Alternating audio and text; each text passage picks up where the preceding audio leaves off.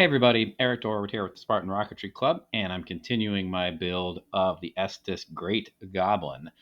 It is time to put the fins together.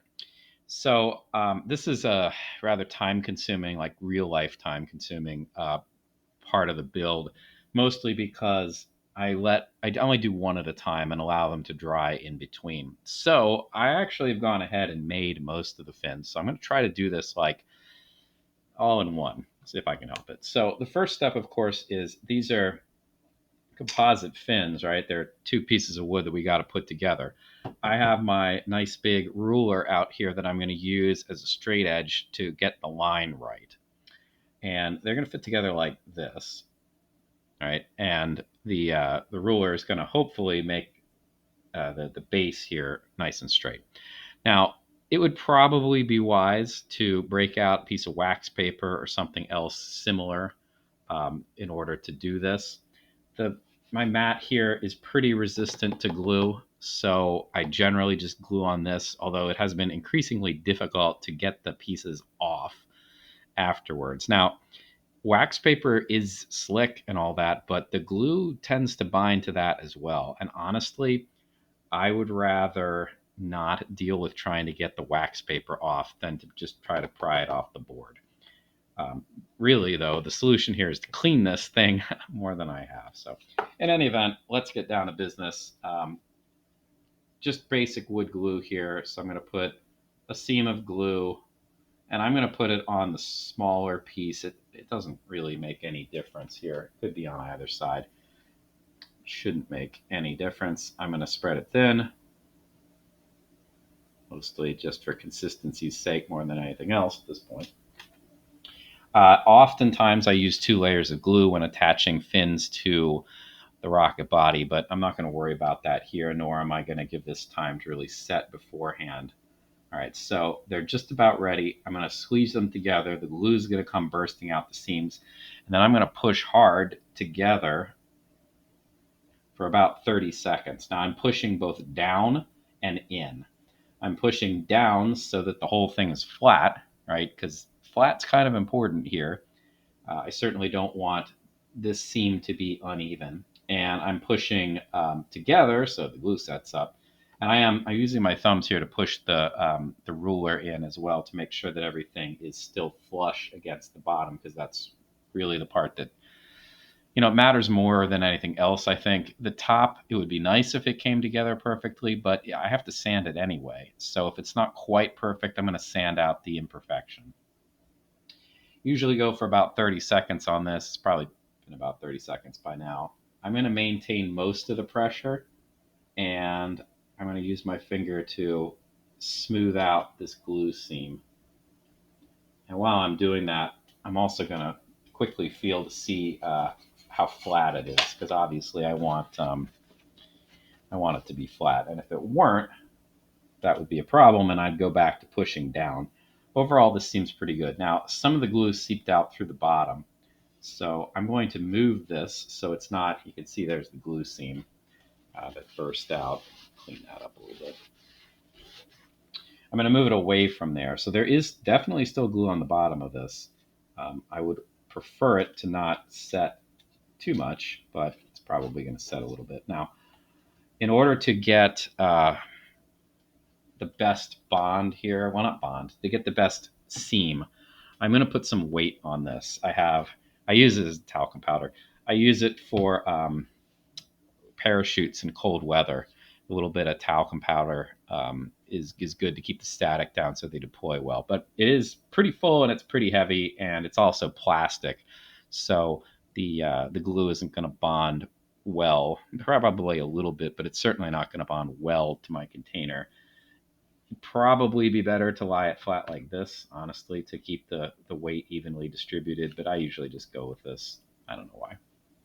All right, so um, I do this one fin at a time, and I let it dry one fin at a time. I could probably do more than one, but I don't generally, because I only have one particularly big weight.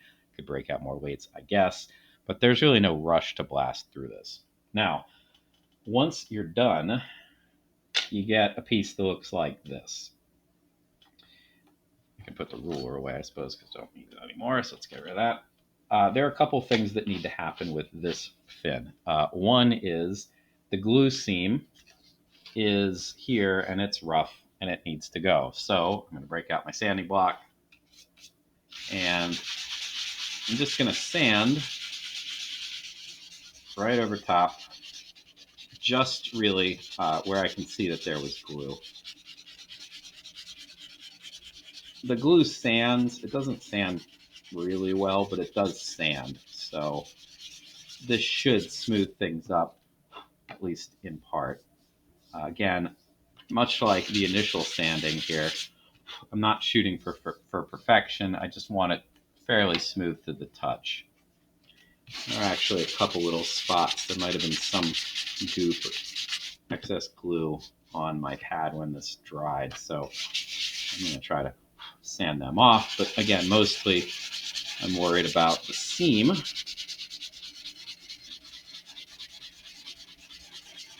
So I'm just using circular motions on the seam to try to get rid of extra glue. All right, how's that? It's pretty decent. This is not perfect, of course. When I get to the finishing stage, then we'll worry about trying to get it not noticeable where the seam is, but it's good for now. All right. The other thing that needs to get done is, remember, I didn't sand any of these faces except for the face that the joint was gonna connect. So I am going to sand burrs off of it now, most of them. I am not going to sand the root edge yet. I'm going to sand the root edge once I have all 4 fins done and can stack them up. Then I will sand this together, but we're not there yet. I would get rid of the burrs typically by just stacking them and sanding them like I mentioned, but because I want to round the fins anyway, I'm just going to do that instead. So sanding block, this is fairly thick balsa, so this is not the quickest process, but what I'm going to do is I'm just going to roll the sanding block over the edge.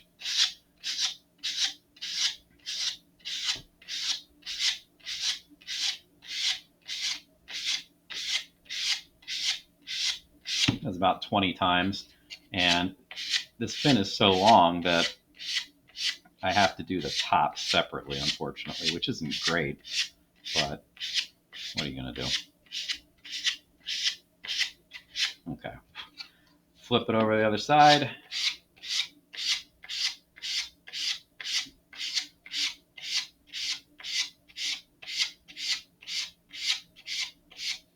Again, about 20 passes.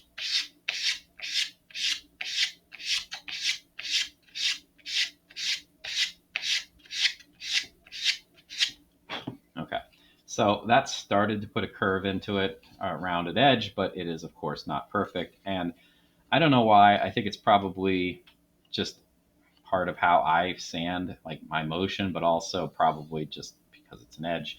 The front here is pretty rounded. It's pretty nice, but the middle here is like still flat, and there's a burr. See, like that got nothing going on. So I'm going to try to sand more where it needs it now than anything else. I'm also switching so that I'm taking longer strokes of the sanding block here instead of sideways, short ways versus the long ways.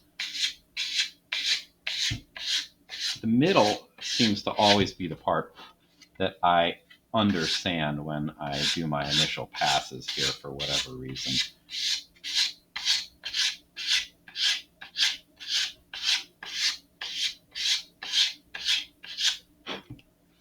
Basically, the process here is reductive, and you're going to just keep doing it, hopefully evenly on both sides until you get just a round shape. I'm getting pretty close. And every once in a while, I'm stopping to check to see if I have, like now, this side is a little bit more done than this side, so try to even it out as I go, try to keep things as even as possible. Yeah, it looks pretty good. The last thing I generally do, this one doesn't really need it, but I'm going to do it anyway, is I usually just take passes like this, because sometimes when I'm doing this, I end up knocking some of the fiber of the ball so loose, and you get kind of a shaggy, frayed look on the end, which obviously you don't want. Sanding like this tends to get rid of it.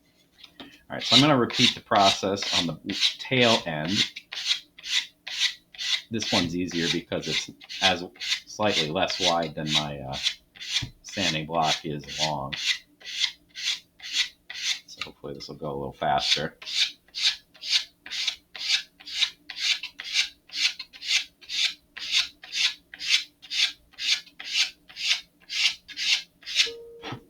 And as always, checking as I go.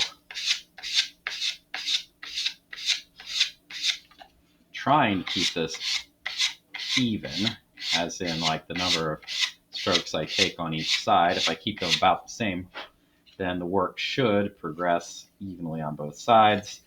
I'm going to switch over to just sanding the middle here for a little bit.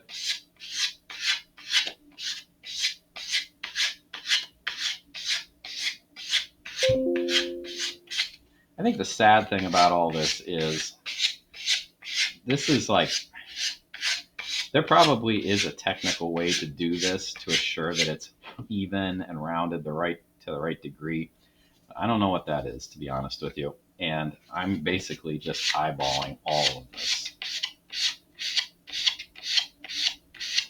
It's also worth pointing out that this is not the most aerodynamic thing that you could do to fins. If you really, really want an aerodynamic fin, then the plan that you should be looking at is airfoiling. Airfoiling is more aerodynamic. It makes kind of like a diamond shape out of the fin, so it cuts into the wind better. But it takes a lot of work for each fin because you have to remove a lot of material in order to get that shape.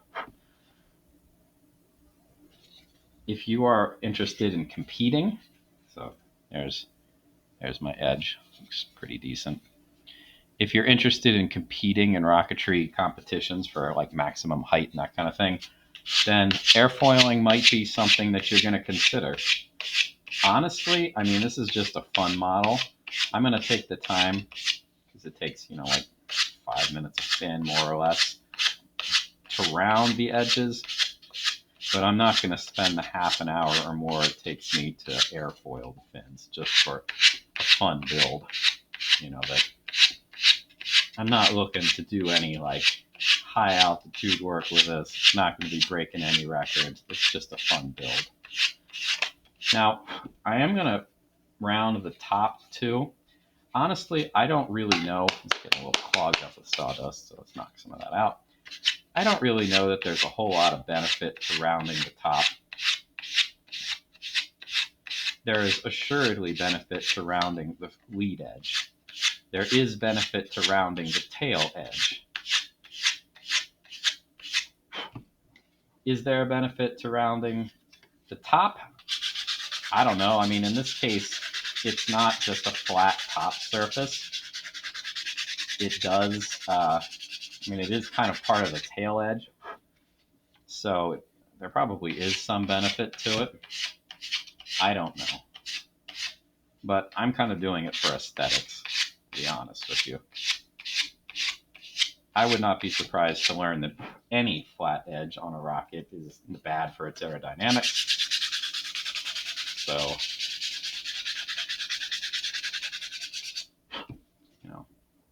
might as well, right? In for a penny, in for a pound at this point. All right. So that's it. I've got, you can see if you want to. It's okay. A little closer. I didn't spend as much time on that, so it's not quite as nice. And getting the rounded part on the corners here is a little tricky usually. All right. So the other 3 fins are also done and formed at this point. That one, of course, needs to dry. And once it's dry, then I will round that one too. And that does it for this video. Next video, I don't know. I think we'll probably build the motor mount. So I will see you then.